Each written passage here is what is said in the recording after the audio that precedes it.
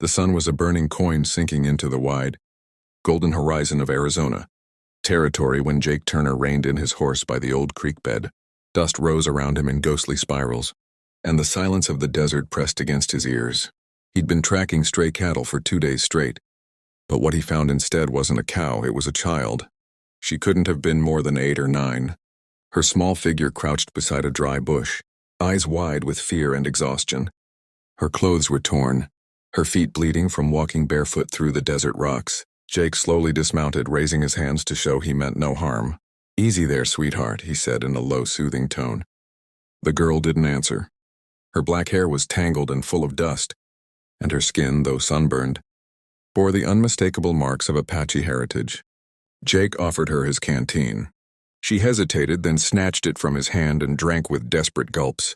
He watched her silently. She was too clean to be wild, too frightened to be free. Something had happened. Something bad. "Where's your family?" he asked gently. The girl didn't speak, just looked toward the horizon, where the mountains faded into mist. Jake knew better than to press her. He'd seen enough of the world to know pain when it stared back at him through a child's eyes. He wrapped her in his blanket, lifted her onto his horse, and headed back toward the small frontier town of Dusty Hollow. As the night grew colder, Jake could hear her whispering something in Apache. He didn't understand the words, but he caught one name repeated over and over: Noya. Maybe her name, or maybe someone she was calling for. When they reached the edge of town, lanterns were flickering in windows, and the air was filled with the sound of crickets. Jake took her to Miss Clara's inn, a kind-hearted widow who ran the only safe lodging for miles. Clara was known across the county for her warm meals, her calm voice, and her haunting beauty. Her husband had died in a mining accident 5 years earlier, leaving her to raise a daughter alone. But the girl had gone missing one night during an Apache raid, and Clara had never been the same since. Jake knocked softly on the door, cradling the sleeping child in his arms. Clara opened it, her lamp casting a soft golden glow over her face. "Jake Turner? Out this late?" she asked. But before he could answer, her eyes fell upon the child. For a moment the world stopped. Her hand trembled and the lamp almost slipped. Where did you find her?" she whispered. Jake looked at her curiously. "Out by the creek bed. Poor thing's half-starved. Doesn't say much." Clara dropped to her knees, brushing the child's hair from her face. Her lips parted and tears welled in her eyes. "Oh God, oh dear God. It can't be." Jake didn't understand until Clara looked up at him with trembling hands. "This is my daughter Noya," she said, voice breaking. "My baby. I thought she was dead." Jake felt his throat tighten.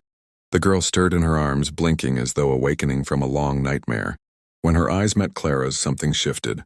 Recognition, faint but real. She whispered, "Mama," and Clara collapsed, clutching her child, sobbing into her hair. Jake turned away, tipping his hat to hide the emotion rising in his chest. But deep inside, he knew this was only the beginning. The desert didn't give back its secrets so easily. If the girl had survived all this time, someone had helped her or someone wanted her gone. As night deepened, Jake sat outside on the porch, rolling a cigarette and watching the stars. From inside, he could hear the soft murmurs of mother and daughter reunited, the flicker of hope returning to a home that had long been dark. But then he noticed something, a shadow moving along the ridge behind the inn, a faint glint of steel in the moonlight. Someone was watching. Jake's instincts kicked in. He reached for his revolver. Whoever had lost this girl wasn't done yet. And Jake Turner was about to find out just how dangerous secrets buried in the desert could be. The next morning, the sun rose slow and cruel over Dusty Hollow. The air shimmered with heat, and the smell of coffee and wood smoke drifted through the air. Inside the inn, Clara sat at the table brushing Noya's hair. The girl had eaten little, speaking only in broken Apache mixed with faint English words. Jake leaned against the doorframe, his eyes scanning the horizon. "She remembers something," he said. Clara nodded. "She talks about a camp in the canyon. Men on horses. A red mark on one of their faces." Jake frowned. A red mark. He'd heard tales of an outlaw gang known as the Red Scar Riders, men who raided ranches, trading captives for gold. But if they'd taken Noya, why leave her alive? Unless someone had hidden her away from them. Later that afternoon, Jake rode out toward the canyon, following the trail the girl had whispered about. The land grew wild, with cacti standing like silent sentinels and buzzards circling high above.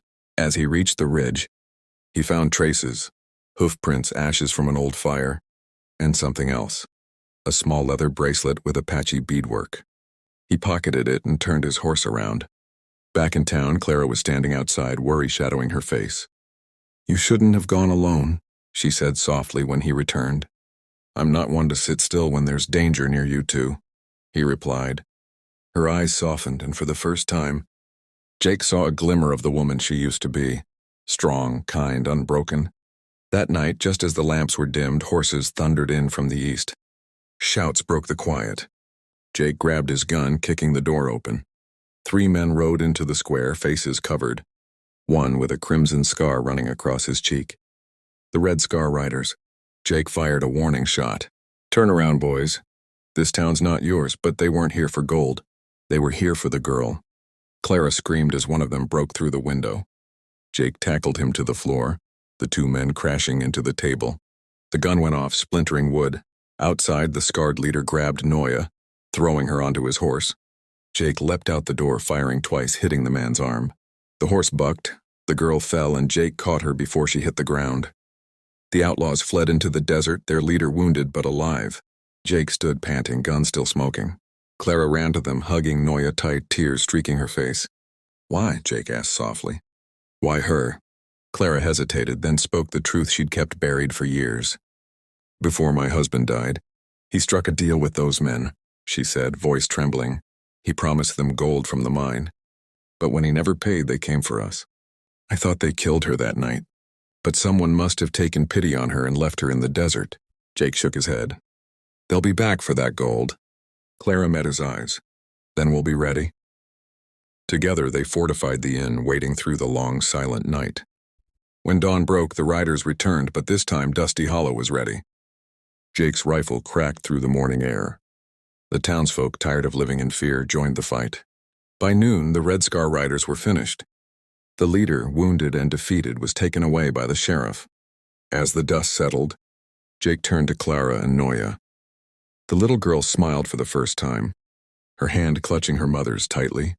Clara looked at Jake, tears in her eyes. "I owe you everything," she said. He smiled faintly. "Just doing what's right, ma'am." But as he mounted his horse to leave, Noya ran after him, hugging his leg. "Stay," she whispered. Jake looked down at her, then at Clara standing behind, her eyes full of unspoken words. He tipped his hat and smiled.